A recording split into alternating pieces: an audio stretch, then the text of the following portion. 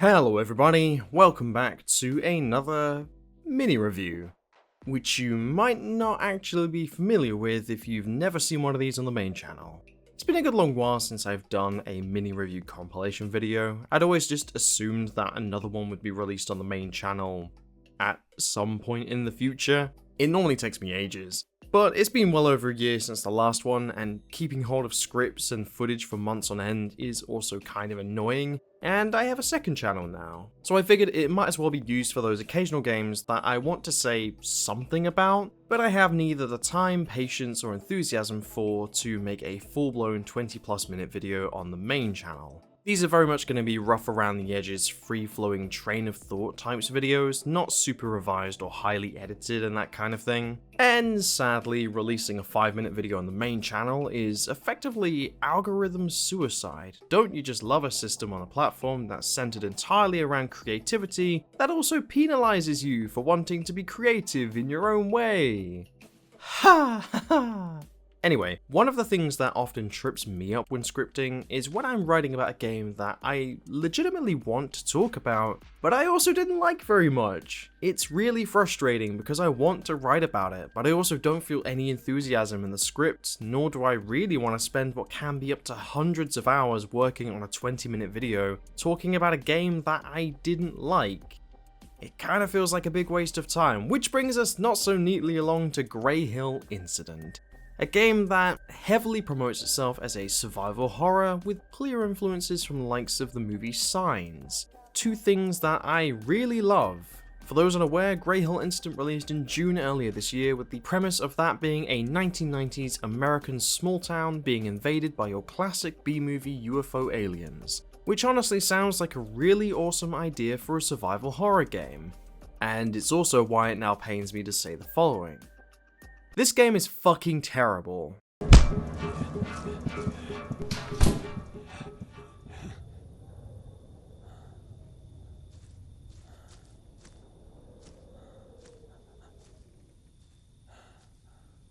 I can't believe how bad this game is. Do not be fooled by the marketing. This is not a survival horror game. Greyhill Incident is nothing more than an overglorified walking simulator. And I might sometimes give walking simulators a pass, but not this one, okay?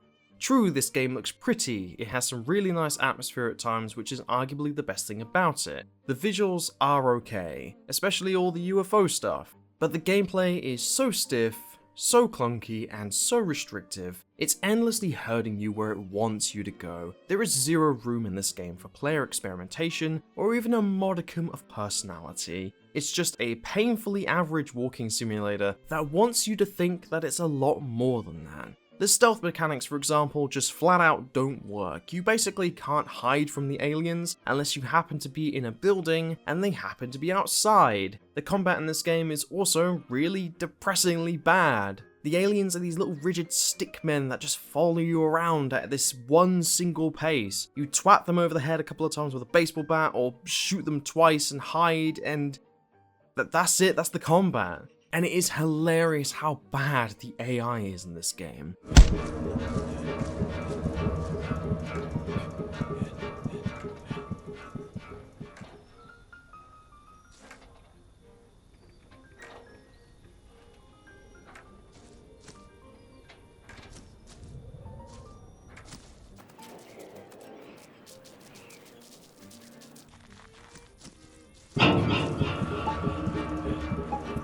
Greyhill Incident also has a very nasty habit of breaking on occasion. There was a time that I loaded in and the aliens just didn't spawn. There was also another time that a character who had been explained to have set off on a plane was still in the house where you had found him previously. He's just sitting there in his little crab position as if you're the arsehole for finding him when it's the game's fault for breaking and not despawning this guy. This is not good programming, Greyhill Incident, do not blame this on me. And this isn't even taking into consideration the game's story and voice acting, which...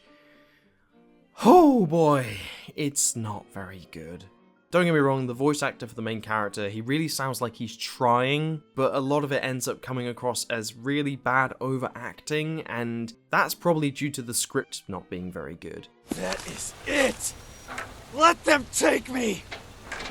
Case in point, the game itself is also super short and cuts off right when you think it's about to get into what you would think would be a really interesting section of the story. It's honestly strange how the game ends so abruptly. It kind of makes you think that someone just pulled the plug on the project and then tacked on an ending. In fact, now sitting here, I am completely convinced that is what happened. So with that in mind, I'm not going to recommend this to you. Do not buy this game unless you pick it up super cheap. This game is not worth your time or money. On average, this game goes for £20. There are many other things you can spend £20 on that are worth your money, but this game, unfortunately, is not it. I'm not hating for the sake of hating. A survival horror game set during a 1990s alien invasion should have been an absolute goldmine of an opportunity for a modern horror game. I loved the idea of this, but my god was it squandered. It's bad, and that's all I have left to say. I'll see you next time. Hello everybody, welcome back to another mini review. Today we're going to be briefly talking about Wrought Flesh, a strange, sticky retro shooter from the minds of Deeproot Interactive. And this game is...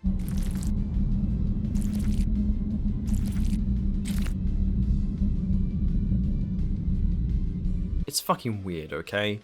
You may or may not have heard of Wrought Flesh. I guess it depends on the sort of thing that appeals to you. But this is the game that allows you to literally rip out organs from the bodies of your enemies, be them human or otherwise, and then insert those organs into your own body, in order to then boost your health, agility, and various other attributes. And I will be completely upfront about this, I have not yet completed Wrought Flesh. This is more of a first impressions type video. I played through a few hours of it, met a very frustrating boss, finally killed said boss, and then the game crashed and I lost all of my progress. And I haven't gotten over it yet, okay? I'll come back to this game eventually, but for now I can at least tell you that I do recommend it. Wrought Flesh is very much sitting comfortably in your modern retro shooter genre. And it's honestly a lot of fun. The fast-paced shooting mechanics are satisfying and draw heavy influence from your classic Doom or Quake gameplay. The NPC-delivered side quests are also fine for a secondary source of tasks to keep you occupied. But those flesh mechanics, those are the real selling point. Virtually any body can be looted for viable organs, which makes it a real source of disgustingly fun intrigue, knowing that you might come across a liver or a heart that could offer you increased health capacity or fire resistance or increased speed. This actually ended up being how I defeated my first major boss of the game, minor spoilers. The giant dune worm is legitimately hard to dodge, so swapping out most of my organs for those that increase my speed, god that's such a fucking weird sentence, ended up resulting in movement speed that allowed me to dodge its attacks and then finish it off. The whole encounter offered a lot of insight into how functional the flesh mechanic can be. So yeah, this game is interesting. It's playing with some fairly entertaining ideas, and that's really all I have to say. At the end of the day, of what I played of Wrought Flesh, this is a fun game. I can't speak for the rest of the story or game, but I definitely recommend it if you fancy something weird and wonderful.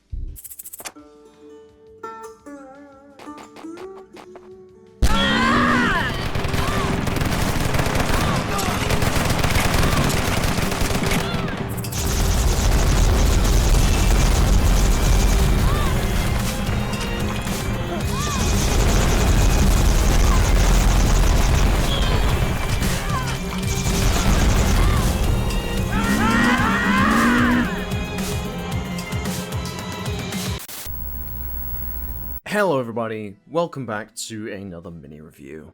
Today we're going to be briefly talking about Araignees. This is a horror game about spiders, and it scares the shit out of me.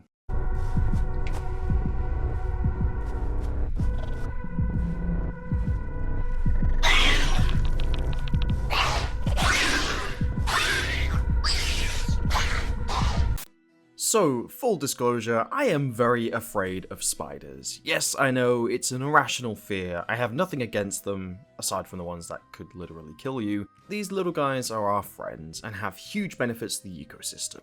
Some of them are even cute as hell.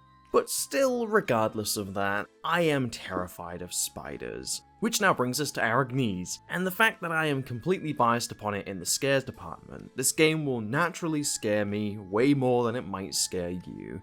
But regardless of this, it's also undeniable that Araignees is really, really effective.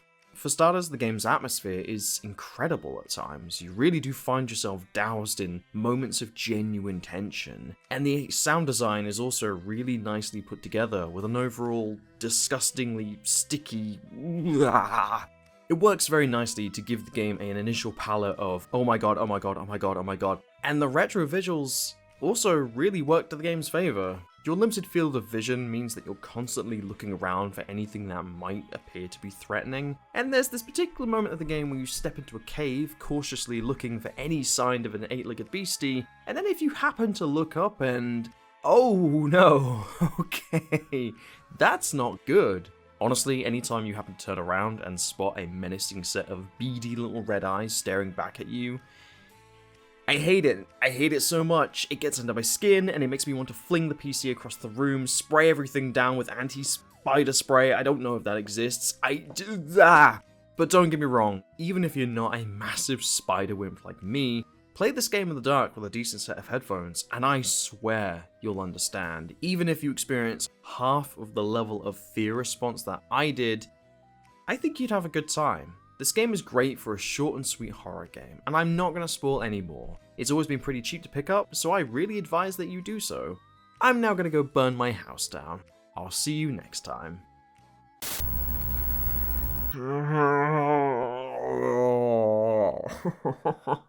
Oh no.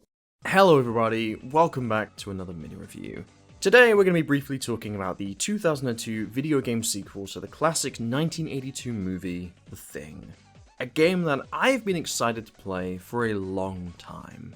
I don't know why, but every time I've tried to play this, something has come up to stop me. The PC version didn't work, or the PS2 copy I bought was too scratched, or maybe I didn't actually have a working PS2 at the time that I wanted to buy it. It just seemed to be this elusive thing that I wanted to get my hands on, but fate seemed to have other plans. And your ass says thanks for being saved. Sorry. Thanks for the rescue. Ha! I wonder why. So, as is becoming more and more obvious to me, I don't like writing negative reviews. I don't like spending hours upon hours working on a video talking about a game that I didn't like. It just kind of saps all of my energy and leaves the project feeling really lifeless. And I'll also be completely honest, The Thing was supposed to be the next big video on the main channel. I figured after Tears of the Kingdom, I'm a huge fan of the Carpenter movie, this seems like an obvious one to cover, especially during spooky month. I've been playing this game and working on the script notes for this for a couple of weeks now, because I should kind of love this game. No matter how average it might actually be, it's my nature to love virtually anything Thing related. Which is why it now pains me to say the following. This game is such a fucking chore to get through.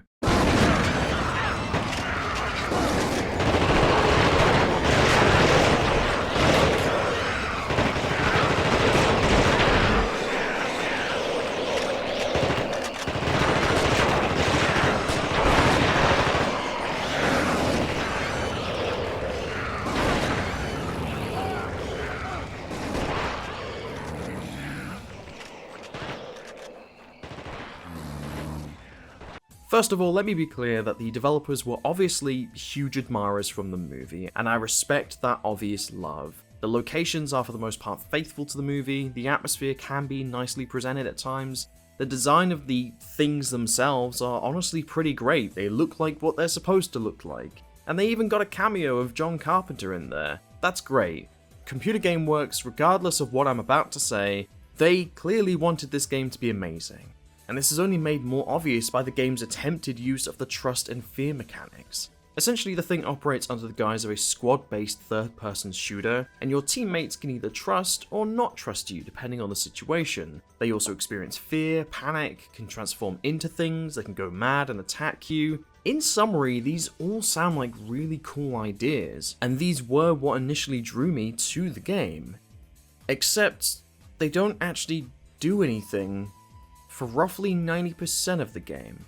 Most of the time, the game just arbitrarily assigns a, well, we need this to happen, and so it does. There's no nuance to the trust or fear mechanics. This soldier doesn't trust you, so give him a gun, and now he will. You're about to meet a boss fight, so your teammate will now turn into a thing and try to kill you, even if you blood tested him literally seconds earlier and he shows up as fine. The amazing ideas behind these mechanics are executed with such a depressingly lacking degree of finesse that you often forget that any of these even exist, which is such a shame because on the surface they sound great. So after realizing that the trust and fear mechanics are basically just a series of very dull tick boxes, you now turn to the only other thing that the game has going for it, which is the combat. And my god, this game's combat is so clunky, so tedious at times. Aside from the occasional shoot-em-outs with a shotgun, which is easily the most entertaining weapon of the game, the combat is an element to the thing that you will want to actively steer clear from.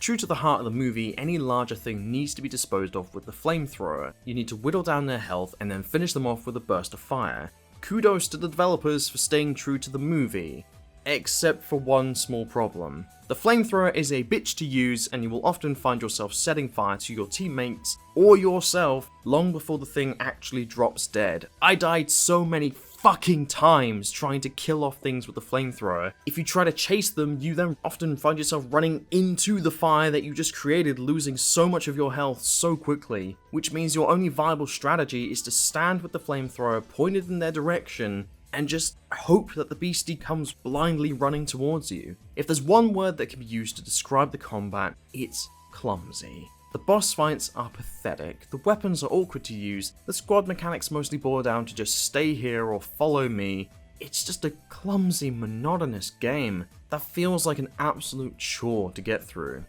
And I really hate that I'm saying that because I wanted to love this game. I wish it was more, but it's just not. And so for that reason, I'm signing this off. I'll see you next time.